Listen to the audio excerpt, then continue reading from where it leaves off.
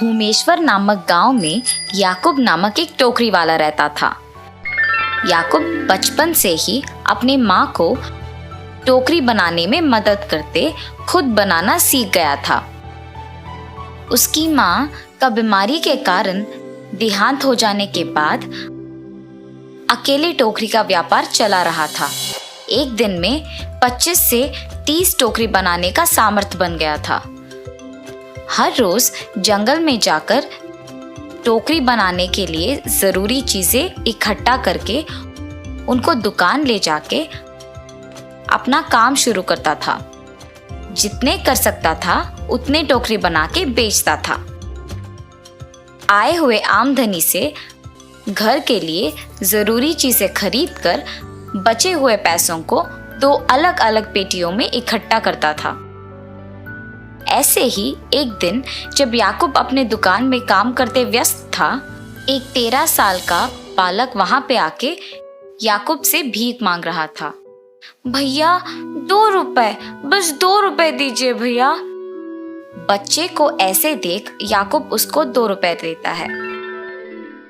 अगले दिन हर रोज की तरह जब याकूब अपने ही काम में मग्न था, तो कल जो बालक आया वही बालक वापस आके उसे भीख मांग रहा था। ऐसे उसका रोज आना देख याकूब पूछता है, तुम्हारा नाम क्या है? ऐसे हर रोज क्यों भीख मांग रहे हो बेटा? मेरा नाम वासु है भैया। ऐसे भीख मांगने से ही मुझे खाना मिलती है भैया। अरे रे, अच्छा ठीक है, हर रोज खाना मिलने के उपाय है मेरे पास, बताओ तुम्हें। वो क्या है भैया? मैं तुम्हें टोकरी बनाना सिखाऊंगा, और इतना ही नहीं, मैं तुम्हें दिन में 3 बारी खाना भी दूंगा। मेरे साथ रहते हुए काम करोगे? माँ बाप के ना होने पर और 3 बारी दिन में बिना भीख मांगे खाना मिलने की खुशी में वासु याकूब के प्रस्ताव को खुशी खुशी स्वीकार करता है। और उस दिन से हर रोज वासु भी याकूब के साथ दुकान जाना शुरू करता है। याकूब को टोकरी बनाने में मदद करते हुए काम सीख लेता है। केवल इसी में नहीं, बल्कि याकूब को खाना बनाने में भी मदद करता था। ऐसे ही हर काम में वासु याकूब के लिए एक सहारा बन गया था। एक दिन याकूब और वासु टोकरी को बनाने के चीजें लाने जंगल जाके लौट रहे होते हैं। याकूब अपने सिर पे लकड़ियों को उठाता है और वासु अपने हाथ में बाकी चीजें उठाता है। कच्चा रास्ता होने के कारण उसमें बहुत गड्ढे होते हैं। याकूब अपना संतुलन खो देता है और नीचे गिर जाता है। याकूब को नीचे गिरे हुए देख वासु परेशानी में मदद के लिए इधर उधर देख के चिल्लाता है। एक रिक्शा मिलने पर उसमें याकूब को अस्पताल ले जाता है। डॉक्टर याकूब की चिकित्सा करने के बाद उसके कमरे में आके कहते हैं, याकूब का बायां हाथ टूट गया है। उसे लगभग 6 महीने आराम की आवश्यकता है और उसे कोई काम नहीं करना चाहिए। उसे सख्ती से आराम कराना चाहिए। याकूब को हॉस्पिटल से लेके आने के दिन से हर रोज वासु उसका बहुत ख्याल रखता था और भगवान से प्रार्थना करता था कि याकूब जल्दी से ठीक हो जाए। ऐसे ही दिन गुजर जाते हैं। बचाई गई सभी पैसे याकूब के अस्पताल के बिल, दवाइयाँ, घर के बिलों पर खर्च किए जाने पर और सारी बचत सिर्फ 2 महीने में खत्म हो जाने पर उन दोनों को पता नहीं चलता है कि आगे क्या करें। मैं वापस काम शुरू कर देता हूँ। हमारे पास खाने के लिए तक पैसे नहीं हैं। आपकी चिकित्सा को हुए कम से कम 2 महीने भी नहीं हुए पूरे। जब तक आप 6 महीने तक आराम नहीं करेंगे तब तक आप पूरी तरह से ठीक नहीं हो पाएंगे। ऐसे कहकर वासु घर के बाहर आकर सोचता है, हमें याकूब जी के दवाइयों और घर के बिल के लिए पैसे चाहिए। क्या किया जाना चाहिए?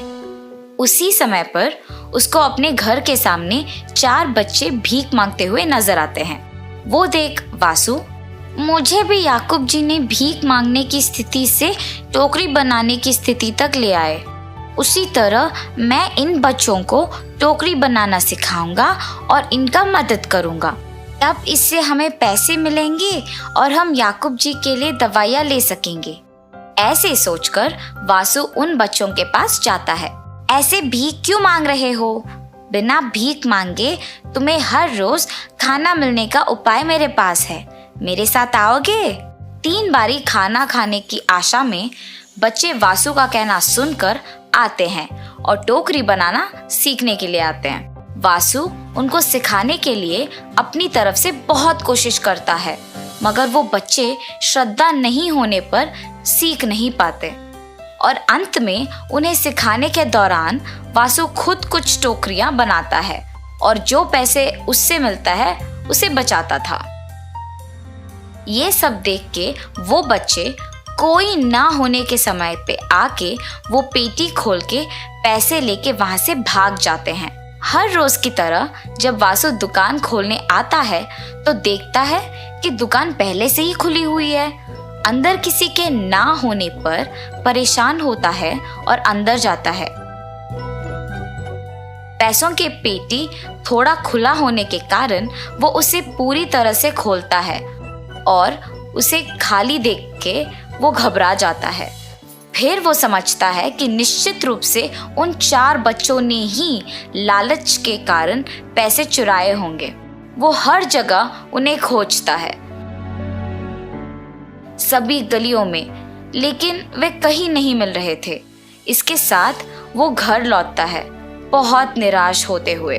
रोते हुए घर आए वासु को देख, क्या हुआ वासु, क्यों रो रहे हो? गलती हो गई याकूब जी, मुझे माफ कीजिए।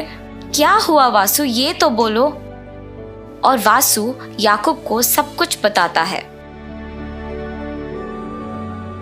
रोना मत वासु, तुमने एक अच्छी सोच से उनकी मदद करने की कोशिश की और पैसों के लालच में वो लोग चोरी करके भाग गए। इसमें गलती उनकी है, तुम्हारी नहीं। अच्छे लोगों को अच्छा ही होता है। ऐसे वासु को याकूब ने समझाया। याकूब के बचत के थोड़े पैसे वासु को देकर टोकरी बनाने की चीजें लाने कहता है। वासु के लाए चीजों से टोकरी बनाने में याकूब से जितना हो सके उतना मदद करता है और वासु को अपना साइकिल देके टोकरियां बेचने बाहर भेजता है।